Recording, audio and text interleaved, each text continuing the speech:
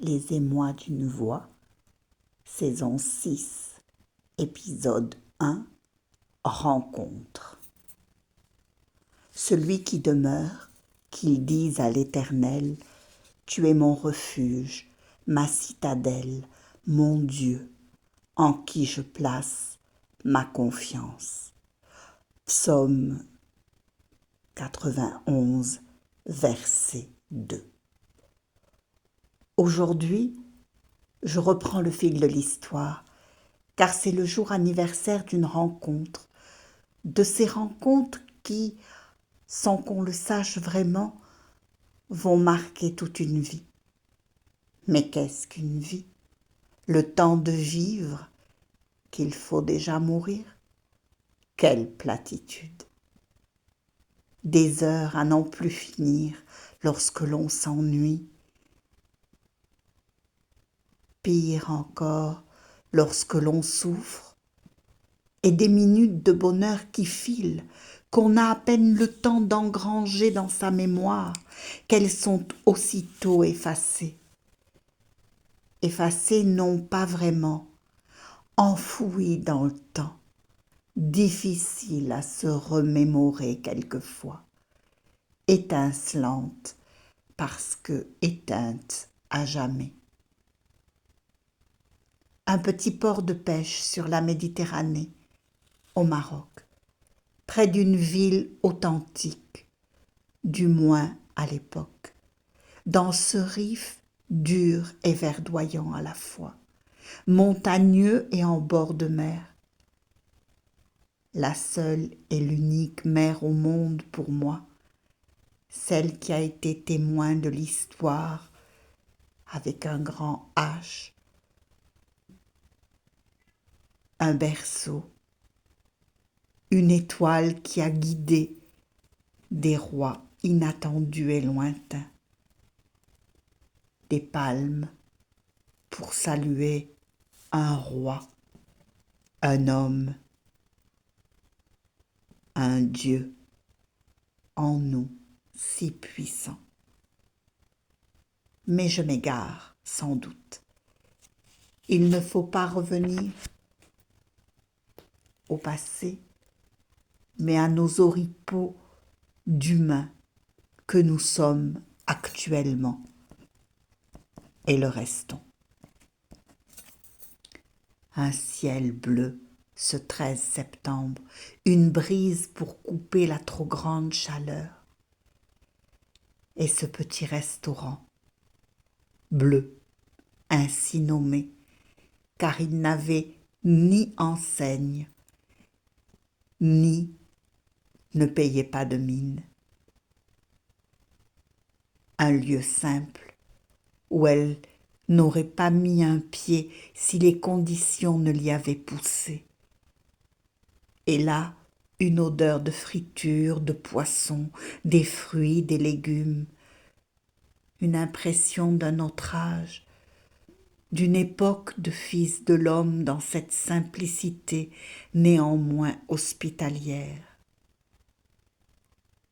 Elle, comme habillée de gala,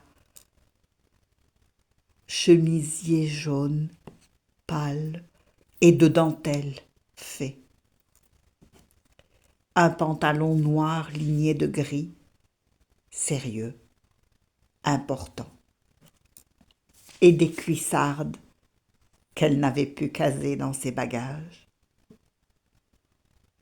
Toutes de cheveux mi-longs bouclés, brunes, et la bouche en cœur, et des yeux marrons pas sombres, plutôt couleur miel, toujours étonnée, pourtant si sûre d'elle à la fois. Là, devant elle, un jeune homme vert, le sien, souriant, la voix douce, aussi douce que la douceur de ses yeux bleus, indéfectiblement bienveillants. Le reste n'a pas d'importance, les mots échangés insignifiants, et l'invitation à s'asseoir à une table pour déjeuner dérisoire.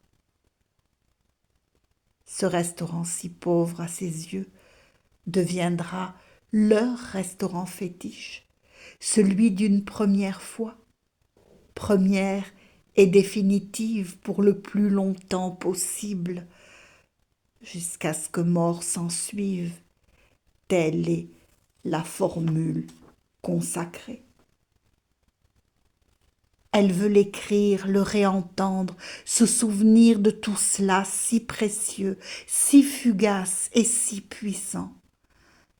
Sans le savoir, sans le vouloir, moment qui inaugurera tant d'autres. Comment savoir qu'une vie se décide en un instant et qu'elle sera riche d'amour, de bienveillance, du calme apporté aux tumultes ambiants. Une sorte de garantie de bonheur que l'on aurait signée sous seing privé pour l'éternité. Dieu qui m'entend, tu sais combien cela reste douloureux. J'ai perdu le fil de ma vie, je ne suis plus protégée par l'ange gardien que tu m'avais délégué. Je n'ai plus ma boussole, ma tempérance, et je ne protège plus celui qui m'a échappé et que je n'ai pas su protéger à mon tour.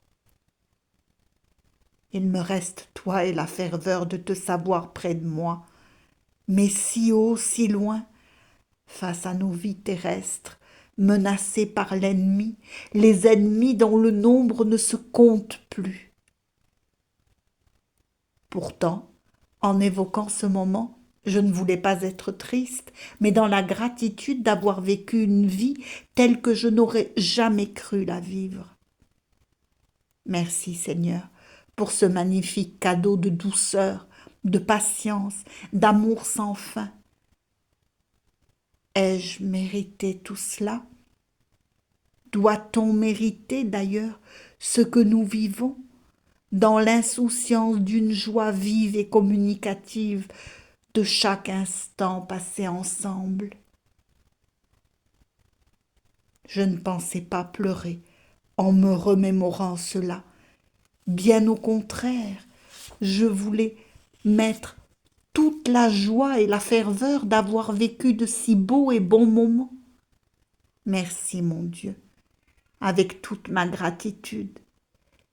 Merci à celui qui a été mis sur ma route pour me protéger et m'aimer, de toute la protection et l'amour dont je n'avais joui, enfant et adolescente.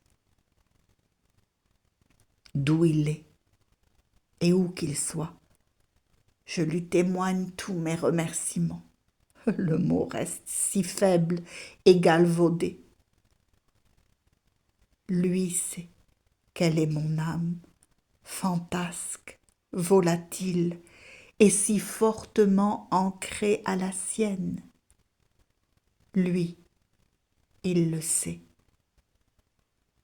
J'accueille le futur, prudente, peureuse, désemparée, parce que sans lui. Mais je l'accueille.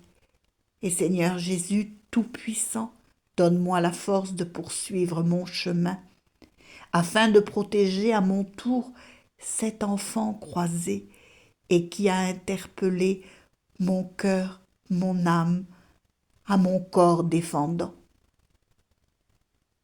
Seigneur Dieu, donne-moi ce courage, cette force dont tu m'as si bien doté, ce don d'aimer, oppressant quelquefois et terriblement vivifiant.